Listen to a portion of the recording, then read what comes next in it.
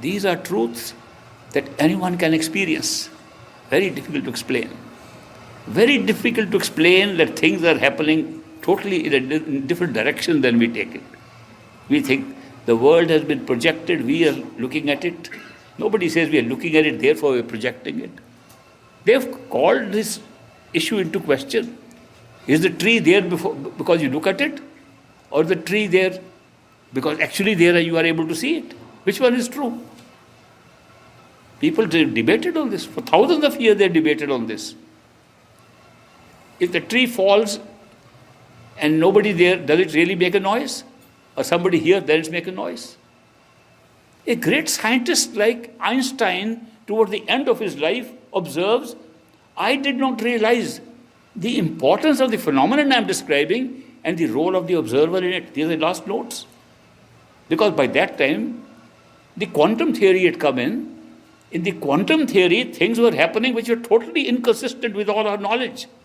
In the quantum theory, they found out that in a unit of matter, the smallest unit, the smallest piece of matter known to us is hydrogen gas.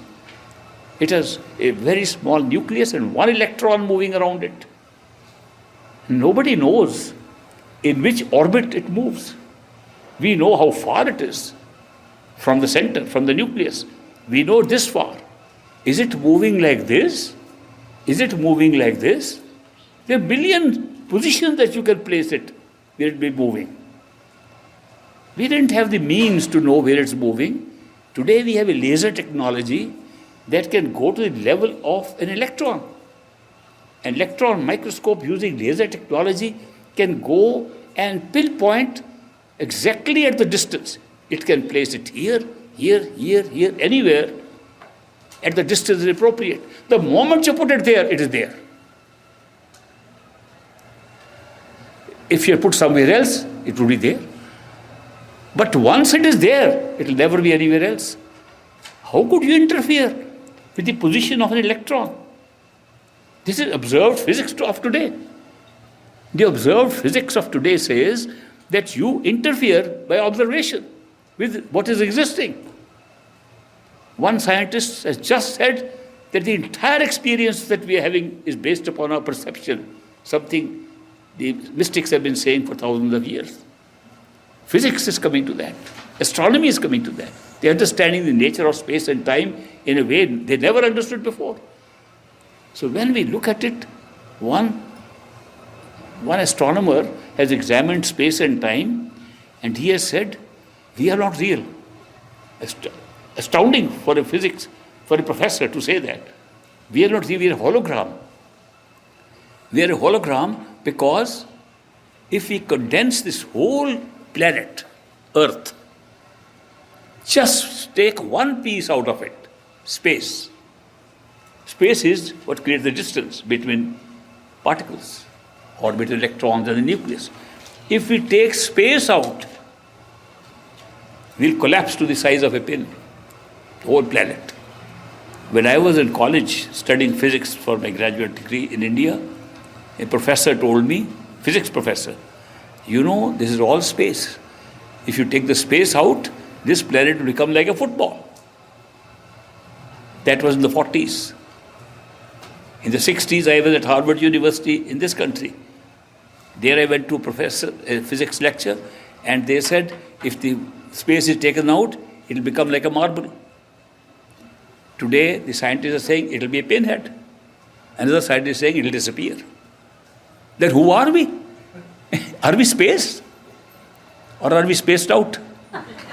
Something is going on, which is, therefore, a physics professor says, we are a hologram, just bloated out by space. And yet, in the midst of this hologram, just a diagram, we are able to think, talk, and find reality by meditation. How can that be? That means this is illusion, whether you see it from mystical point of view, from metaphysical point of view, or physical point of view. This is a great advance in science and mysticism or spirituality coming together, because they're talking very similar language now, which they didn't do before.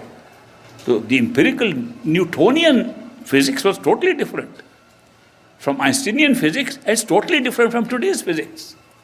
Because Einstein went wrong by declaring that the velocity of light is a constant. Of course, he said by observation and by equations which you could write on a blackboard, that the velocity of light never changes. 186,000 miles per second.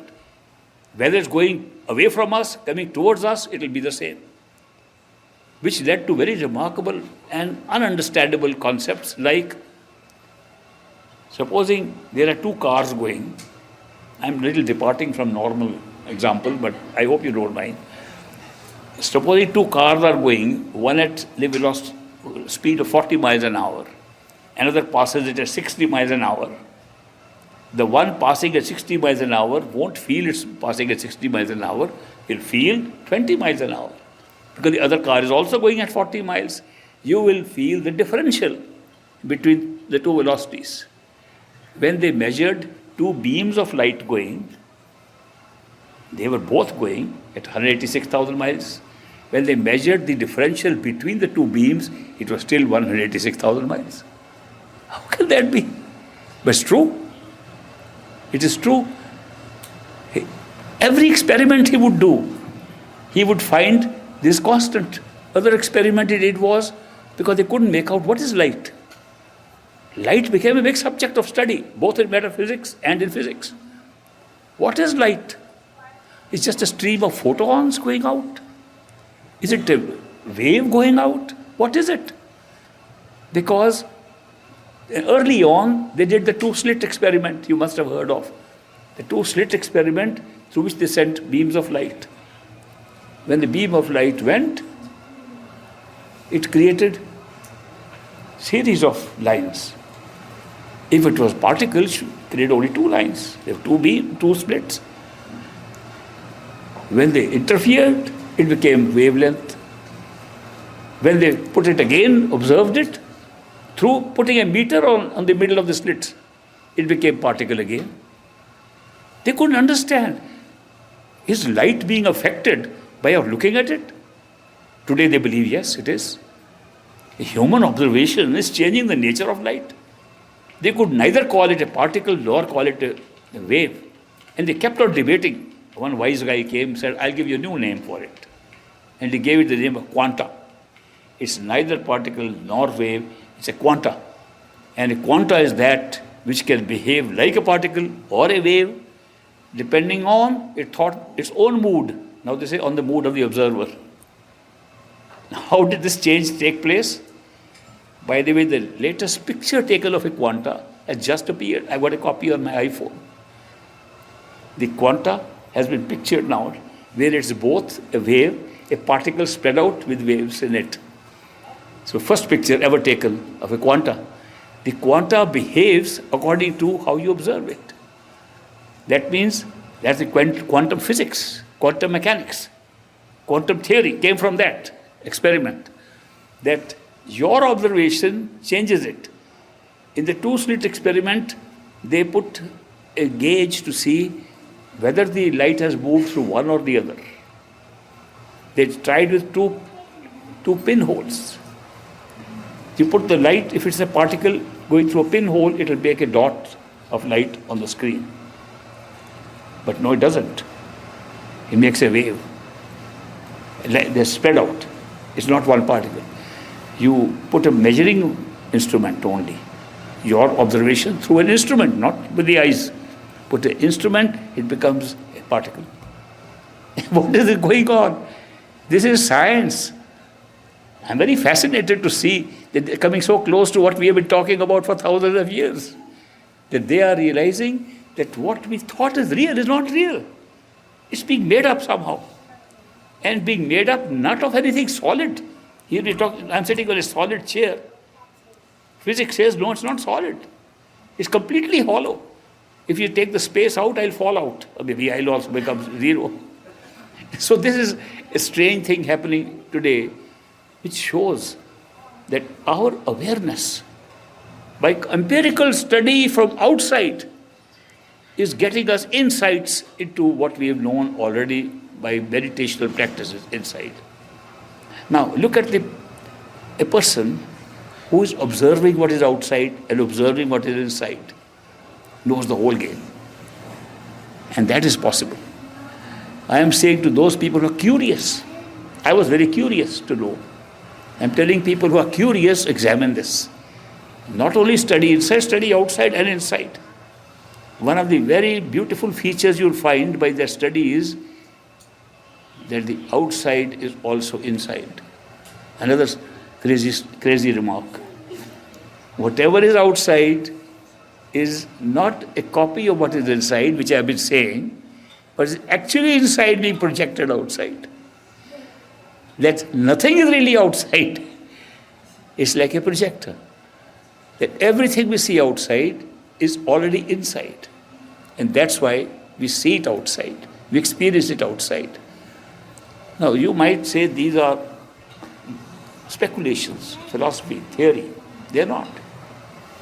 This is open to examination by anybody. We are all equipped for this.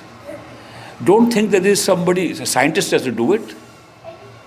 Any human being can do it. Any human being with just simple curiosity to find out what's going on, what's the truth, what's the reality, can do this. Meditation is merely a technique to verify these truths. Meditation by itself is not spirituality. Meditation is a technique, it's a method. Meditation is a method to verify these things. Spirituality is when you can go beyond all these tests, beyond all this system, beyond all matter, beyond all mind, beyond all thinking, into your spiritual self. That's spirituality. The rest is fulfilling curiosity and taking steps towards becoming spiritual. If you take these steps and can rise above the mind, you'll become spiritual.